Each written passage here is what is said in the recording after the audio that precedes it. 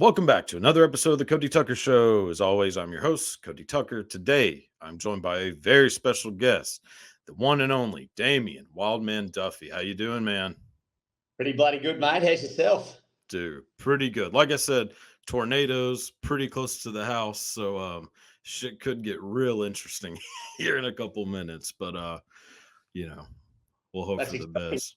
There's no tornadoes here at the moment, but it's probably a good thing. Yeah, dude, it gets. I don't know what the hell is. I don't know. Have you ever been to Texas? I haven't, mate, but I'll tell you what, one of the things that I've wanted to see in person my entire life, ever since I first saw one on the TV when I was a little kid, I've wanted to see a tornado in person from a distance. And I do understand that they're destructive and that, people get hurt and stuff, but just to see the raw power of nature to that extent in person would be something else entirely. Dude, it is. I mean, as a kid, so like growing up in Texas, there's tornadoes all the time. Like we are, especially if you grew up in a trailer park like I did. It is. I mean, they're tornado magnets. So, I mean, I've seen quite a few, and it is like if you are at a decent enough distance away, they are amazing. Like, because you know that thing you're seeing could just take you out so fast. I mean, it is incredible to see them. So I completely agree, even though they are terrifying. Yeah. Yeah, dude. They give you the heebie-jeebies. In Australia, when something scares you that much, you say it makes your bum twitch like a rabbit's nose. Dude, Australian slang is the greatest thing ever.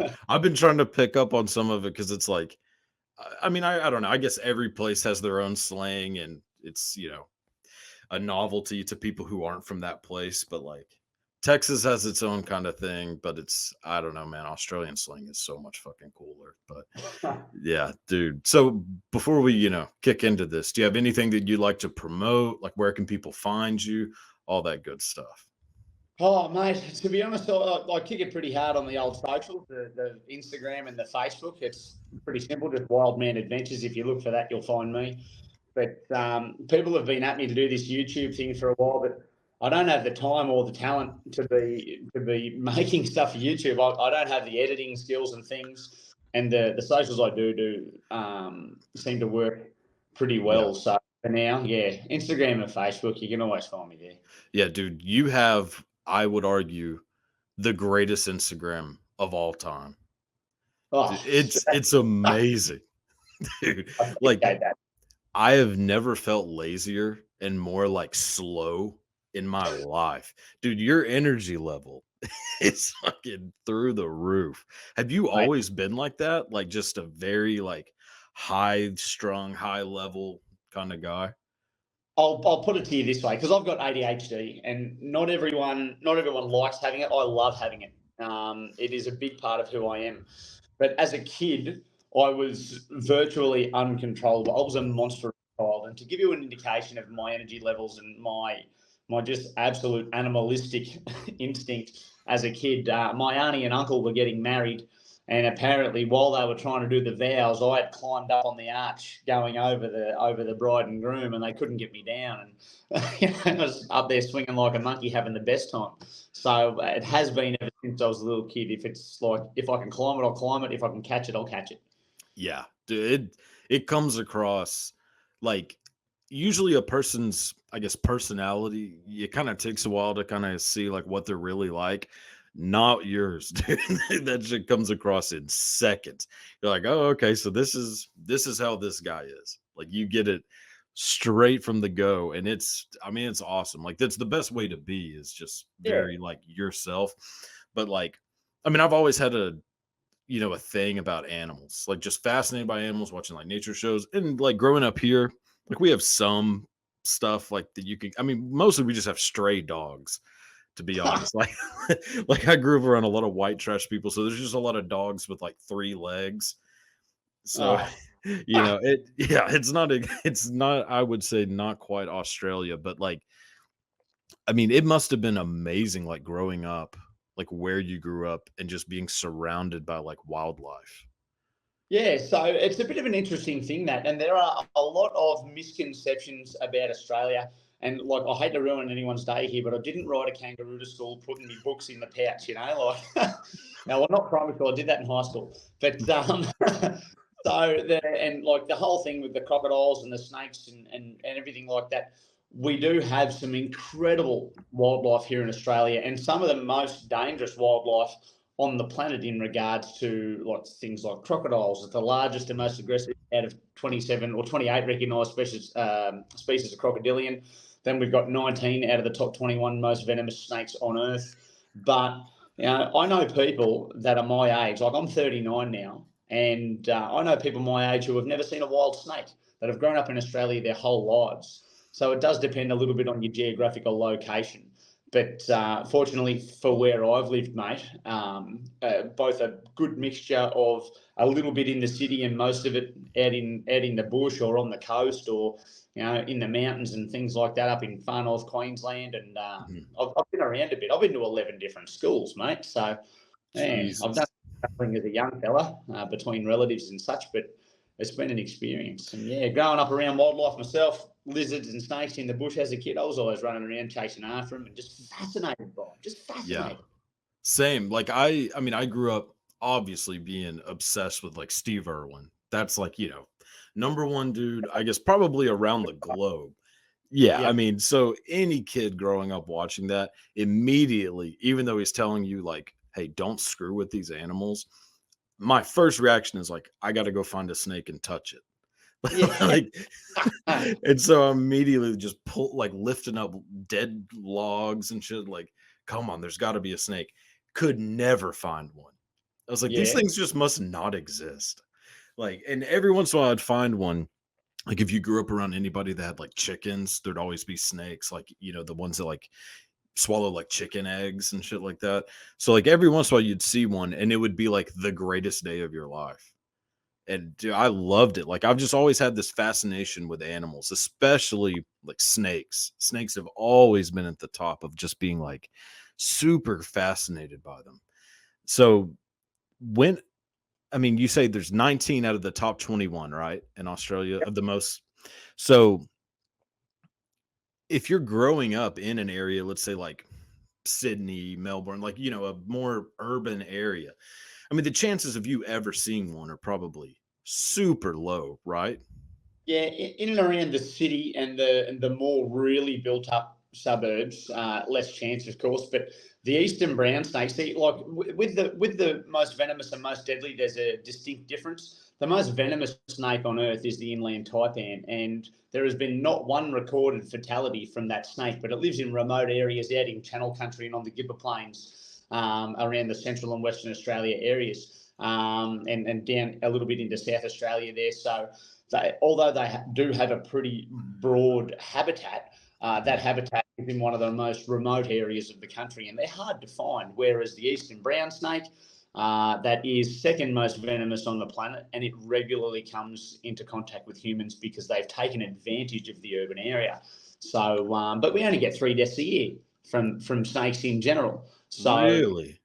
yeah, three deaths a year from venomous snakes in Australia, and we get I think it might be at 1.5 deaths from crocodiles now per year, so 1.5 people. Yes, or 1.5 deaths. Yeah, yeah. 1.5 So people deaths. just half die. Yeah. Oh yeah,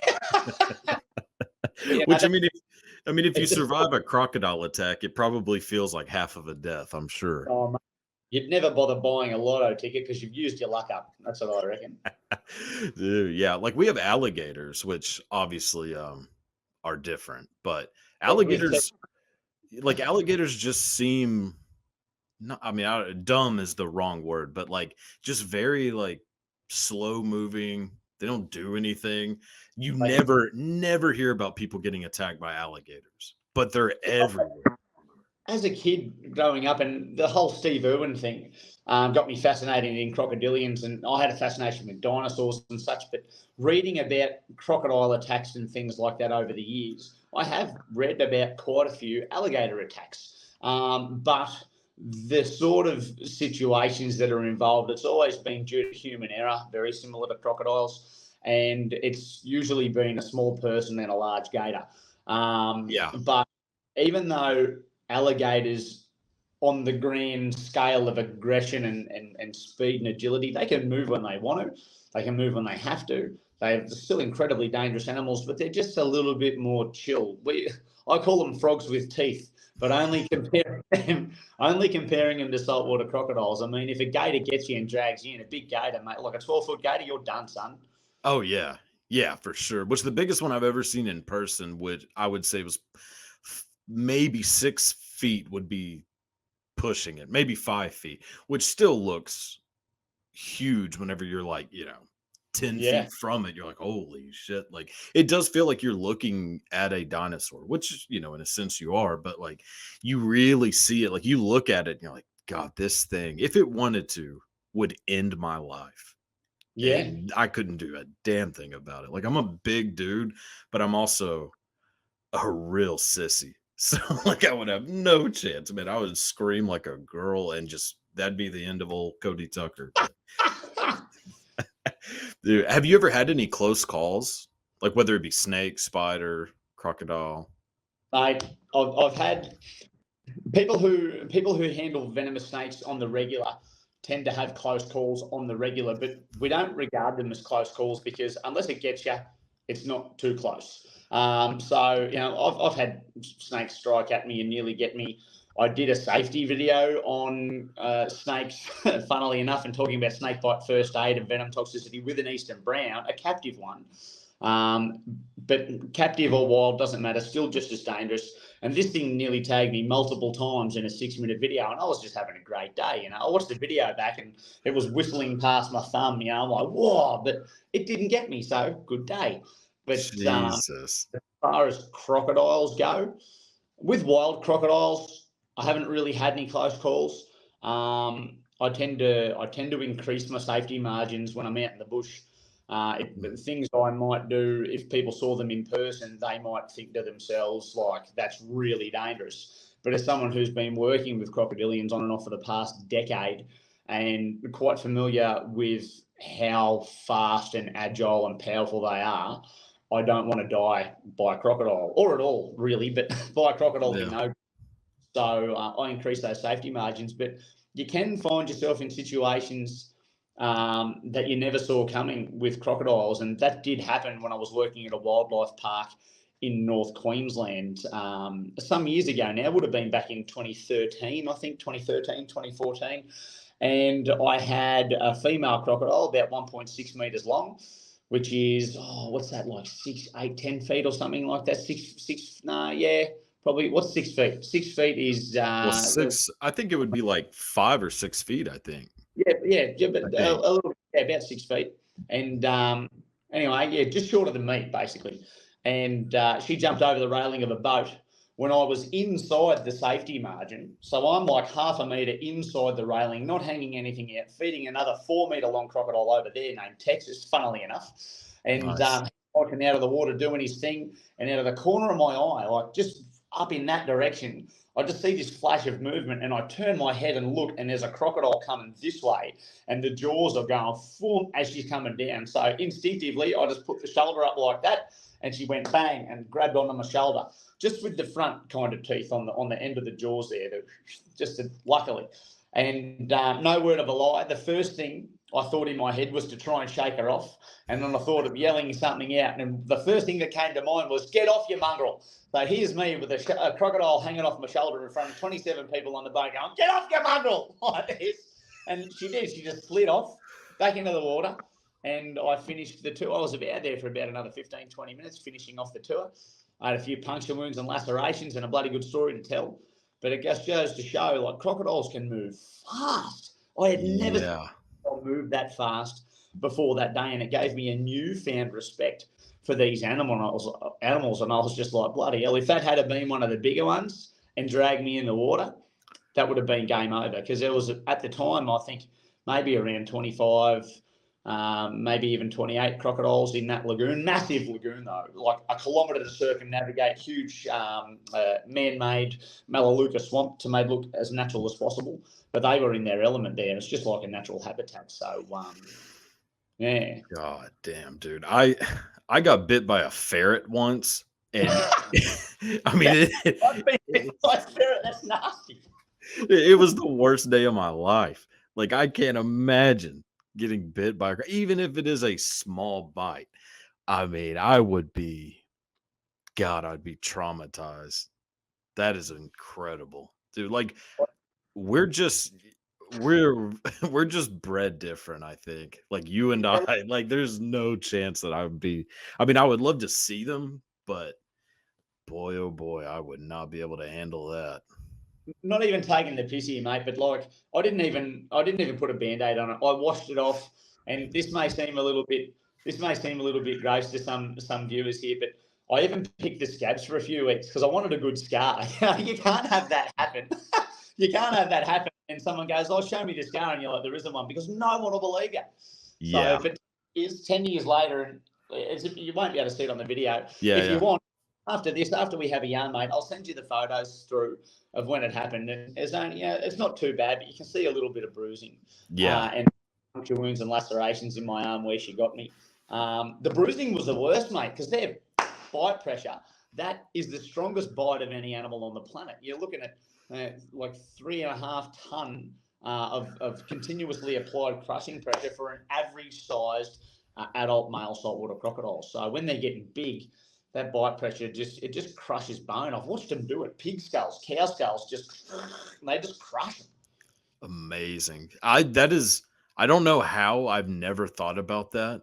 But yeah, that makes perfect sense that it would just be like such a tight squeeze, like an unimaginable. I would, Yeah, feel like a car wreck almost. yeah. And God. I've got a tooth around my neck here. This is from Hagrid, a crocodile I was working with at that crocodile park. And this is one of his smaller teeth, but the teeth are conical in shape, you see. Hmm. So when they bite you, it's the bite pressure that pushes that rounded end. It's like pushing your thumb through cowhide. And the pressure that it would take to push that through a cowhide is tremendous. But Yeah. 6 teeth all interlocking, bang, in it goes. And once they've got you, mate, that's it. Good night, Right. I drag you into the water and drown you. And hopefully on the way, give a good thumbs up for the camera. Yeah. And see, like in my head, I'm thinking of it being similar to like a shark where the teeth are like serrated, like kind of like a steak knife. Like they're Yeah, designed to like, grab and slice. But a crocodile is nowhere near the same. It's really just, I guess, to like have something pierce so that it has like, control of you, I guess. penetrate, perforate, and hold is the Yeah. terminology we would use. But there is one interesting thing about a crocodile tooth, and I won't go too much into crocodiles because, mate, we'll be here talking for days. I just love these creatures. But on the sides, on both sides of the tooth, there is a tiny little raised edge. And if you ever get to hold a crocodile tooth in your hand, feel for it. You'll feel a tiny little raised edge. And it is almost not quite sharp, but you can tell it's got an edge on it. And those two tiny little raised parts on the side of the tooth is an evolutionary adaptation to help them tear apart their prey easier because they can't chew. Their jaws don't go side to side, only up and down. And Hmm. that bite, once they've got you, boom, with the interlocking teeth, you're going nowhere. But they have to tear apart their prey items, and you're looking at things like with the Nile crocodile, like wildebeest, and even like dead hippos and things like that that they try and tear apart. The skin of these animals is really really tough. And then here in Australia, you've got things like, we've got plenty of cattle, but we've got the Asiatic water buffalo that Yeah. reaches over half a ton in weight, even more, I think, 800 kilos or something like that. And the hide is so tough. So that tiny little raised edge creates a very, very small nick when it gets slammed into the flesh and into the skin.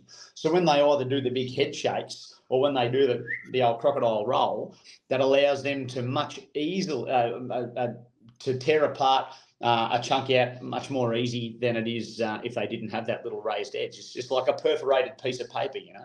Hmm. Yeah. God, that is fascinating. Crocodile, I mean, I understand. Dude, crocodiles are fascinating to me. As someone who's only seen them in a zoo, which even then, I mean, I don't know how you feel about zoos. I I'm very kind of conflicted about it because part of me is like, this son of a bitch doesn't want to be here. Especially like elephants. Whenever I see an Oh, elephant at a zoo, I look at him, I'm like, you know that you're not supposed to be here. Like yeah. it's one of the only animals that I can like look at and be like, oh, you know what this whole thing is. But Yeah. part of me, I understand that it creates like conservation awareness. So there is, I don't know, man, it's a huge issue. But The difference is between a zoo and a wildlife park. When you have a wildlife park, they usually have a lot more natural enclosures, a lot of enrichment for the animals, whereas the traditional zoo is concrete floor and cage. So, yeah, but yeah, things like elephants and gorillas, even yeah, crocodile. When you go to your sea worlds and stuff, like I'm pretty sure the last orca in captivity just died recently. I mean, yes, those yeah. of kilometers. And this poor thing for years just lived alone. I mean, we won't go into that stuff either unless you want to cover the topic. But Well, I'll just yeah, say I'm glad.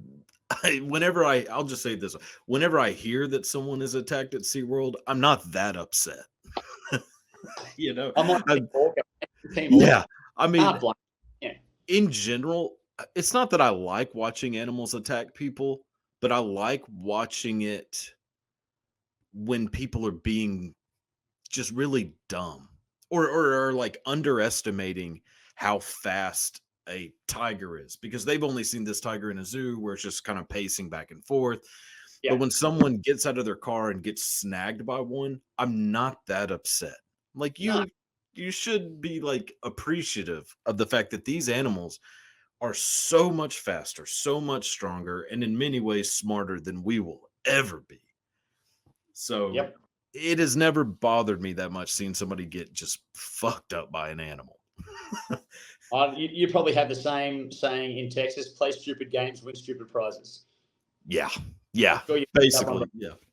Yeah. And so, whenever I hear about somebody getting drug under the water by an orca, I'm like, well, he Yeah, doesn't want to be there. yeah. What did you think was going to happen? You want to Yeah. poke the bear, dude. The bear's going to poke back. Yeah. And when the bear is like 10,000 pounds, and, I mean, Jesus, like, what do you think is going to happen? And we don't belong in the water. So we're Oh, already out of our elements. If we did, we would have gills. But, like, yeah, I just, but I am fascinated. Like, so one thing I've always wanted to do is go swim with sharks, but like in yes. an enclosed, in the cage. Like, I Depends what. mean, There's so many sharks you can swim with outside the cage, mate. Do that. I could be talked into it really easily. Yeah.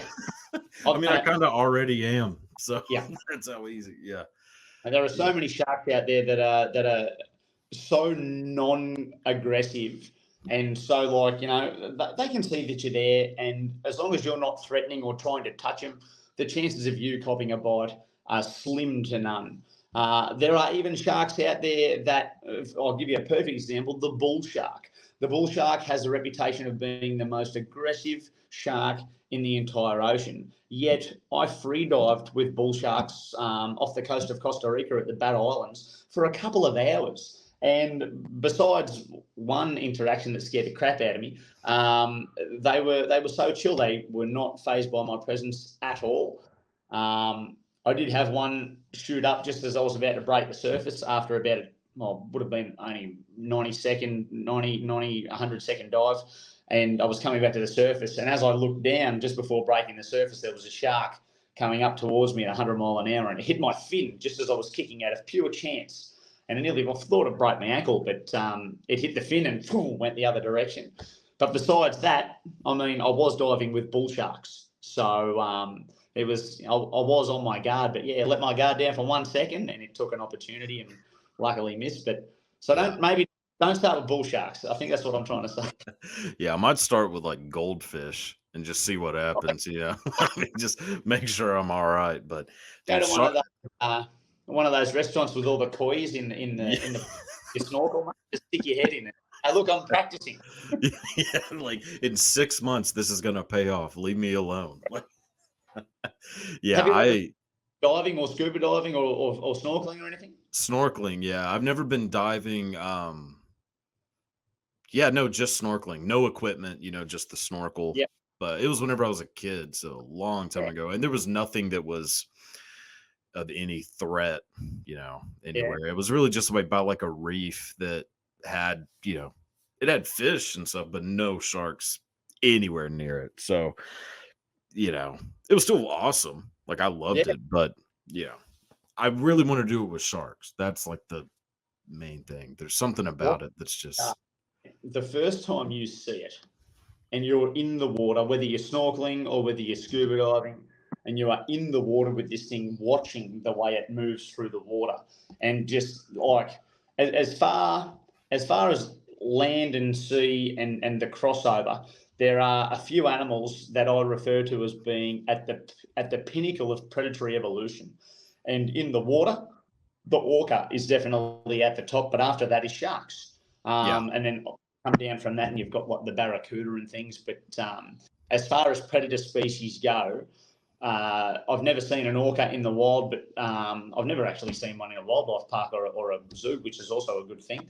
But I'd love to see them in the wild. But I've seen plenty of sharks, and just watching them move around, things from little black tip reef sharks that are only like a metre long, to the really young ones getting around, to grey nurse sharks, and then to bull sharks, and just watching the way, and they can just turn. They'll be cruising one way at pace, and they'll do a 180 and come back the other way before you can blink. These things are just so aquadynamic. Yeah. And then on land, I couldn't even tell you what the best predator on land is, because big cats obviously get a bit of they're almost a shoo-in for the top prize, but Yeah. bears terrify me. Yeah, bears. I've seen bears like in the wild, like here, because we have in like kind of more the northern parts of Texas, we have black bears, Yeah, which are, as far as bears go, pretty low on the on the, as far as like the danger and like the ferocity, but they're still terrifying. Like when you yeah, see one, you're like, half of my brain is like, oh, I grew up being a fan of Winnie the Pooh, so this thing must be, adorable and eats honey. Then the other half is like, if I tried to touch this, my arm would be gone. Like, yeah. so it's, I mean, there, but I've never seen a grizzly, which I would love to go see, like a grizzly or a polar bear. Polar bears are Yes. fascinating to me. But yeah, I think a bear has to be at the top. I mean, next to like, I mean, I would think a tiger is probably number one. Yeah. Just, it has to be. But yeah, bears are, God. What's in, so, I mean, I know aside from snakes, is box jellyfish number one as far as like just the most like venomous or The poisonous? Because the box poisonous. jellyfish is the most toxic thing known to man, mate. That's yeah. If 3 meters of tentacle touches your bare skin, you will die within 2 minutes from full respiratory failure. The good thing is we have an anti-venom that will save you from a box jellyfish sting. The bad thing is that anti-venom is never within 2 minutes of you if you get stung by 3 meters of tentacle. Oh my God. Like So you that get one of those, mate. that's It's incredibly painful as well. One of the most painful things next to a stonefish. yeah, see, okay. Are stonefish in Australia as well? Oh yeah, Yes. See, just put God it on. damn. I mean, y'all are dude, like, I mean, I understand that there are misconceptions about Australia, but not really. I mean, because the first thing, anyone here in the US thinks whenever they think of Australia is like, as soon as you land in the airport in Sydney, you are going to be attacked by a snake or a spider. Yeah. and see somebody that looks like the singer for Midnight Oil. Like that's that's what everybody thinks. But for good reason, because if you're in the right place, I mean, there's some dangerous shit. But I mean, but how often is a box jellyfish like sting? Like how often does that happen? That is a statistic I'm not overly familiar with, but we're Mm, pretty we're pretty savvy in regards to knowing when these sorts of animals are at their most dangerous. For instance, in the warmer months of the year, that's when the box jellyfish comes closer into shore for mhm. breeding. Up in the estuary sometimes, I believe now. Research on the box jellyfish is still in its early stages in the grand scheme of things. There's a lot we don't know about them. But in the warmer months in the northern parts of the country, you don't go swimming, because not only are there crocodiles and sharks out there that could potentially ruin your day, the box jellyfish is a much bigger threat. And if you get stung by one of those, it's a bad time. It's not looking Yeah. good for you. God. Yeah. I've seen videos of people who have been, stung by one and like what it was like for the people who obviously survived. And it does not sound fun. at all. Like blind, like they'll go blind for, a certain amount of time. And it's Yeah. like, Jesus, this little blob can do that to someone. It is nature is amazing in good and bad ways. Like it is fascinating that there is such a thing that can do that to you. Yeah. God. Yeah. The way evolution has progressed to its current stage, when you look back at, and I mean, I'm going to use crocodiles for an example here, but crocodilians we have evolved from prehistoric crocodile-like reptiles. Some of them were just in the water, some of them were just on land, with a different hip structure that used to chase down and kill dinosaurs. Some of them just had flippers, no legs at all. You had Caprosuchus, which was the boar croc, and I mean, it was this land-based kind of big, chunky crocodile-like reptile with pig tusks on its head. No one knows what the tusks were for. So all these sorts of weird and wacky things, but the evolution, and then we went through the fall of reptiles. The age of reptiles and dinosaurs, and then the fall of them, and then the age of megafauna. We had kangaroos here that were 3 meters tall. We had here in Australia. We had the elephant bird, which was a 3 meter tall flightless bird that weighed 700 bigger than my head. We had wombats as big as combi vans. We had massive echidnas. So yeah, like these sorts of animals, unfortunately, like died out.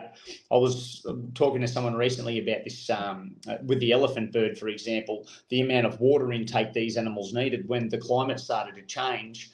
They couldn't they couldn't survive without the water sources they used to have. So, and walking between them, they just ended up dying out basically of thirst. That's scientific speculation, I believe. I haven't fact checked it, but that is a very good theory, and it makes a lot of sense. Yeah. See, I know in North America, like we had like ground sloths, giant armadillos, the short faced bear, which may be the most terrifying animal to ever live. I I God. discovered that thing recently. A mate of mine from Canada sent me a thing on the short faced bear, and I was like, unsubscribe. Yeah, yeah. And what's crazy is like the people who were crossing, from Russia or, what is now Russia into Alaska through like the Bering Strait. Apparently, short-faced bears, that's like where they thrived. So all the like first peoples who would cross the Bering Strait were just getting taken out by these, 15-foot tall bears. Like, oh my God. That's a horror story, mate. That is my nightmare. Yeah. Yeah. Is there an animal that you're afraid of? Like in the way that most people are afraid of snakes or afraid of spiders? No. I think the animal that I had the most respect for would have to be the bear, because you cannot outrun, outswim, outclimb, or outsmart. They're incredibly intelligent. Those animals are like they're terrifying in the sense that like if it's got its eye on you, the best you can do is curl into the fetal position and hope it gets bored. Like that Yeah. me is terrifying, but I have an utmost respect for these animals. I'm not afraid of anything. Mhm. I have gotten over some irrational fears that I had as a kid that are ingrained into a lot of kids. Things like, centipedes and spiders and scorpions and all the creepy crawlies. And I never had a fear of snakes or anything, fortunately. But yeah, things like spiders used to freak me out a little bit when I was quite young. But then, I just started to pick them up, and they're not so bad. And I've been bitten by a few mildly venomous spiders and a couple of very mildly venomous snakes, but nothing serious. I think that the more you get to know about animals, the more you respect and the less you fear, because you have an understanding of how they operate and how they think and how to avoid copping a whack from something highly venomous that may potentially end your life. How Yeah. fast crocodiles can move, so you increase your safety distance and things like that. Complacency breeds a bad day. Yeah. 100%. And I think I'm fairly the same way. I mean, with most animals, like I was never afraid of snakes, but I was also fascinated by them. So the more I learned about snakes, the less afraid, if I ever was afraid, the less afraid I got. Spiders is one that I've always just kind of been sort of afraid. Just there's something that creeped me out about them, but I think they're also fascinating. and I love seeing spiders like in the wild. Seeing a spider like build a web is one of the most like mesmerizing things ever. But you put this video on Instagram of you like in that bathroom, like about to grab the shit tickets. Yeah. That is one of my biggest fears ever, is sticking my hand into something that has like a venomous spider in it. Oh Yeah. my God. So whenever I saw that, I was like, fuck this. The whole place would be burned down. Like, Mate, when no. it happened, I literally heard the little. It's like if you got like a, I don't know, like the tip of a key and like tapped it on a table, the little noise. Like I heard it and felt it simultaneously on my fingernail, and I was just like, pulled my hand out, and I was like, what was that? Like that didn't. That's so I had a look in there, and I'm like, oh, g'day, darling. But had that been on the skin, yeah, it would have been incredibly painful. It would have caused some nausea, vomiting. I may or may not have gone to hospital. I probably would have tried to write it out. It's only a redback, but yeah. But like that's it might sound crazy to some people, but she'll be right, mate. Yeah. I mean, it's just, I don't know. Some movies really kind of fuck it up. So like growing up watching, like, I don't know if you ever saw Arachnophobia, but One of it's, my favorite movies ever. love it. I love the movie, but the scene where he puts the football helmet on that has the spider in the helmet. Like I played football growing up and checked my helmet every single time. Like if there's a spider in here, I'm quitting, which I sucked anyway. So, wouldn't have been a loss. But, I was just seeing that one scene or the shower, like it getting on the shower head. Oh my God. But I love spiders. Like Yeah. it hasn't made me think like, oh, I want to kill all spiders. Now there is one animal that I know it has its place, whatever. I am deathly afraid of grasshoppers. Like Grasshopper. locusts. Oh my God. What is it about a grasshopper, mate? No idea. I have spent the past, let's see, I'm 29, so 27 years thinking, why am I afraid of these little things?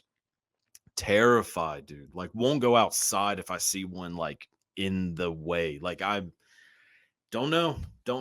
I've tried learning all I can about it. It doesn't do a damn thing for me. And I know they have their place, but they can fuck off as far as I'm concerned. And when they get there, they can fuck off again. Yeah, dude. I don't know. It's such a crazy thing to be afraid of because it can do nothing to you. No, it really can't. But they look like an alien. They are incredibly powerful in regards to their jumping, and they're unpredictable. That's it. They're and like, unpredictable. as a kid, if you had one like either jump on you or jump towards you or whatever, and it gave you a fright, that like it might do some psychological damage. Well, it does to kids. That sort of little experience can provide ongoing trauma for the rest of your life, and that might be what's going on, mate. Just go pick one up. Just go put your hand over it when it jumps. And then it will try and jump into your hand and can't go anywhere. They got no teeth, mate. They can't hurt you. And then just kind of put it on your hand and then it'll jump away or fly away and you go, oh, all right. Try that. Or it'll jump into my mouth, climb down my throat, and suffocate me. Your brain and start believing. Dude, I gotta just get over it. I know, but it's just one of those things that Easier said than done, mate. Easier said than done. And yeah. Let me be clear. I'm not making fun of your phobia. No, I know. Everyone's got something, but yeah, whether it be animals or whether some people are afraid of hats. You know what I mean? Like it's just a strange thing with the human psyche, what we are and aren't afraid of. But as far as wildlife goes, through the things that I have done with wildlife over the years and through the videos that I share on my socials, I have actually helped a lot of people, and I know this because of the messages that I get from them. I've helped them get past their fear of certain animals, just because they're learning or they're seeing me up close or even potentially handling them, depending on what it is. It's helping them build a better understanding and even often building a healthy respect for and a love and fascination for these animals. So yeah, that's a big part of what I do. And I might, just for you, mate, I might go and do a video on grasshoppers. I mean, do it. I'm not watching that shit. I mean, like, hey, I was a fan, but have a good one. Yeah, dude. I mean, I don't know. It's just they fucking freak me out, man. I don't know what it is. It has to be something in my childhood, I know, but don't Yeah. know, man. It Something that is you've what it is. erased or buried in the deep, dark recesses at the back of your mind. I think so, man. So, one thing that I've heard about like Australian wildlife, don't know if this is true, but do koalas is there an epidemic of koala chlamydia? And if so, is it because koalas will not wear condoms? Yes, and yes, they like to bareback it. Amen. So it is a funny thing because over the years, like most Aussies know that koalas have chlamydia, but it's a different strain to the human one. Very, very different. Humans cannot catch koala chlamydia, right? Oh, But thank God. over the yeah, oh there you go. Just how much can a koala bear? But over the years, there have been probably a concerning number of young male Australians who have tried to pass off the whole. Oh, I was holding the koala at the zoo, baby. That's all it was, you know. And mate, if she's got any brains between her ears, she'll be like, "You're an idiot. Don't touch." Yeah, it's the same as like the toilet seat excuse. You're like, oh, I must have sat on a bad toilet seat that Yeah. someone else had. Like, Yeah, okay. Yeah. that's people got away with that back in the day, but now you've got a computer in your pocket, right? And you just go and hit the old Google, and you go, "How long does chlamydia last for on a toilet seat?" And it'll be like 0.08 of a second. And you're going, "Oh." So, like, what was the process of you sitting down as the other fella was getting up? And well, like, was there a bit That of a touch of the torch on the way past or something? well, that's what gave you the chlamydia is you were sitting on a dude's lap at on the toilet seat. Yeah. So if you explain it like that, I accidentally went in the toilet and I sat down in a Phil's lap and our wangs touched. Now I have chlamydia. Yeah. It's Yeah. a more Which believable story. I think that's what the movie Philadelphia is based on. I don't know if you ever see Philadelphia, but Like Tom Hanks. yeah, yeah, old T. Hanks.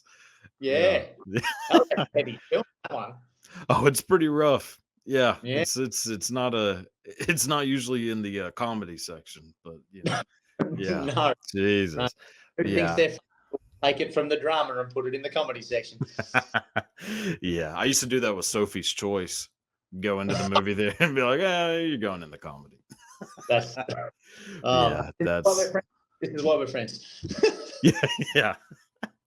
Man, that's amazing. Like, which okay, Yeah, so like in Texas, like we have this kind of the same thing with armadillos.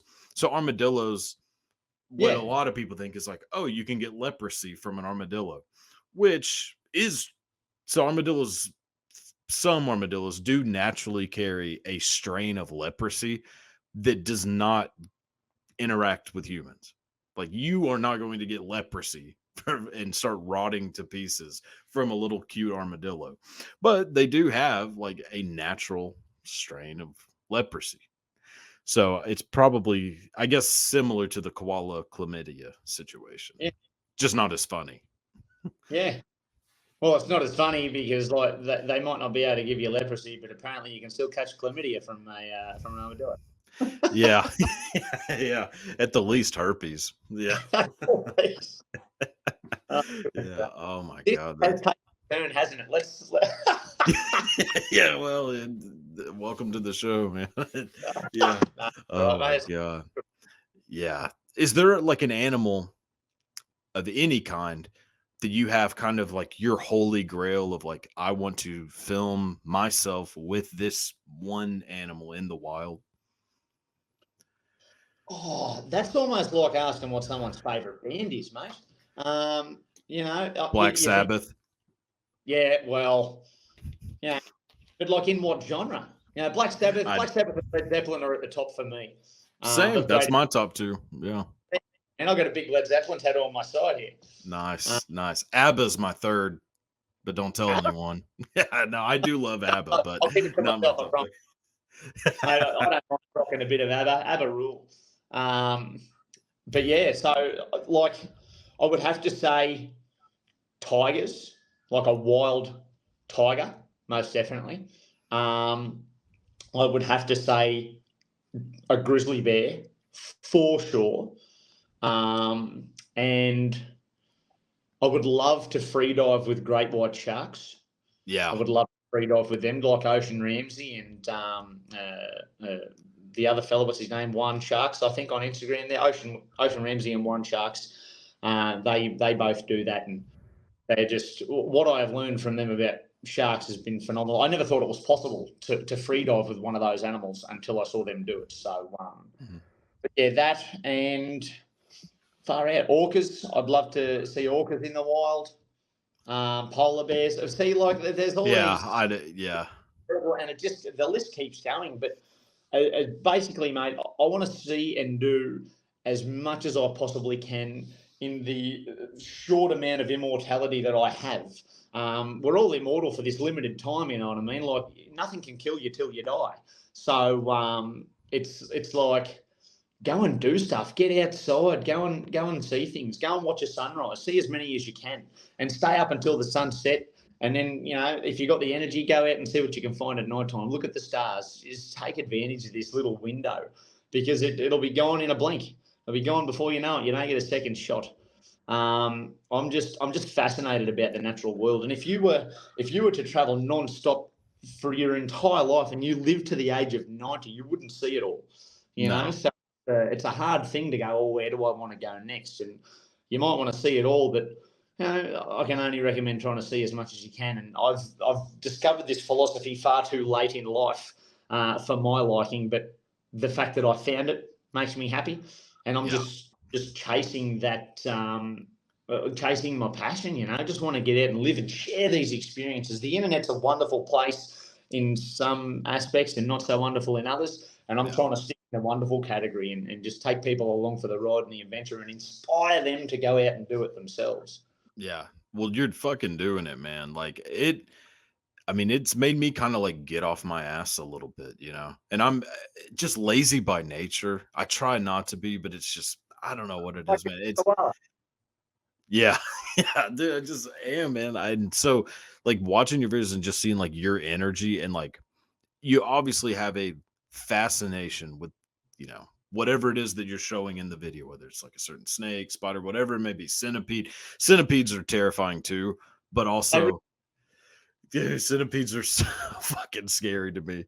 But yeah, just seeing all that, like, I'm like, okay, like, there needs to be more people like this, you know, out here kind of just motivating people in some way, even if it has nothing to do with animals. Just it's still motivating you to like get up and just go see some shit while you're here. Yeah, hell yeah. Yeah, dude, that's awesome. I mean, I know we're kind of like getting at the towards the cutoff, so I don't want to keep you too long, but man, this was so Time, man. I really appreciate you having me on the show here. It's been a good yarn. And yeah, centipede, you mentioned centipedes and a little bit of my skin crawled. Like I know I pick them up and such, and you know I muck around with them a bit. But I've been bitten by one before, and it hurts. It hurts so bad. And yeah, I've people handling them, and they're fine, they're fine, they're fine, and then they just go whack for no reason. So the oh, unpredictability of that does give me the heebie-jeebies, you know. Like, and I'm not afraid of them, but like they make me skin crawl a bit. So for me, handling them, for me to put my hand down and allow one to across the top of my hand, my bum is twitching like a rabbit's nose, mate. dude, I can't imagine. I mean, one day, man, one day I'm going to send you a video of me fucking around with a grasshopper just to Oh, show mate, like I that'd fucking did it. Dude, I'll do it, man. I'll do it. Hey, but no, before we go, you were saying earlier, like before we started, that you used to sing in like a metal band, yeah, or yeah. do you So still do it, or mate, like I haven't been in a band for some years now, but I'm not opposed to the idea. I love doing vocals in heavy metal bands. I love getting out there in the front. Like I'm a bit of a showman. I don't know if you've noticed. Put me in front of a really? camera, watch me go. But I was singing in death metal bands, thrash metal bands. I've been a fan of metal ever since I was a little kid. Yeah. And as we were saying, like, you know, Black Sabbath, Led Zeppelin, two of my favorite bands of all time. But yeah, I've done a lot of things over the years, mate. I used to be a paratrooper in artillery here in Australia, jumping out of planes. So Jesus. and yeah, that did a lot of landscaping and labouring and singing in heavy metal bands. And then yeah, now I'm here doing what I do, working as a tour guide in some of the most remote areas in the country, and going out and doing wildlife videos and stuff to share with my adventures with people, and coming on the Cody Tucker show. Hell yeah. The Hell yeah. pinnacle. Hell yeah. Hell yeah, dude. That's awesome, man. So, but one quick one before we go. You can see any band in concert in their prime. Who is it? It's one of my top two. It's Led Zeppelin or it's Black Sabbath. Like, Sabbath. Yeah. So here's my thought. I've seen Black Sabbath, obviously in the more recent years. Yeah. So, and then I have seen Heaven and Hell with Ronnie James Dio and with the Black Sabbath lineup, and I've Okay. also Ozzy on his own playing with Zach Wilde. So, I mean, those gigs were phenomenal, absolutely phenomenal. And for Ozzy to come out like he's this little, and then he come and put the mic in front of him and he's doing the whole thing and he's singing. But you know who? I'll one quick one from me. The most impressive act I have ever seen in my life, blows bloody everything off the stage. Like, I've seen Metallica, Rammstein, Lamb of God, Slayer, like all these massive bands, multiple times, and Alice Cooper, mate. Really? Was just the tits. That guy came out. I've never seen a better showman. He was even better than Bruce Dickinson, but only like he was just sexier. Bruce Dickinson's the Energizer Bunny. Iron Maiden I've seen a couple of times, and they're phenomenal with their act. But there was just something about Alice Cooper that just commanded your attention, and at his age and the show that he put on and the way he interacted with the crowd, mate, you cannot fault Alice Cooper whatsoever. He was unreal. That's amazing. He just started a tour here in the US, or is about to, with Rob Zombie. So I gotta go. Robbie rule. Dude, you just put it in my mind. I'm going for sure. I've got 3 Moon Zombie tattooed on my arm there, and I've got, I don't know if hang on, I've got Rob Zombie tattooed on my leg down here. Jesus, that's fucking awesome. Hell yeah. So get tickets. If they're coming near you, get tickets and go and see Alice Cooper. Tell him I sent you. I got it, man, dude. Well, hey, dude, thank you again. This was awesome. I had a blast talking to you. If you ever want to come back, more than welcome. Dude, you're the best, man. Hell yeah. I appreciate it, Cody. You're an absolute legend, mate. Yeah. I don't know else what to say to you. I appreciate the invite on the show, and I've had a bloody ball too. We will definitely do this again. Thanks, man. All right, everybody. Goodbye.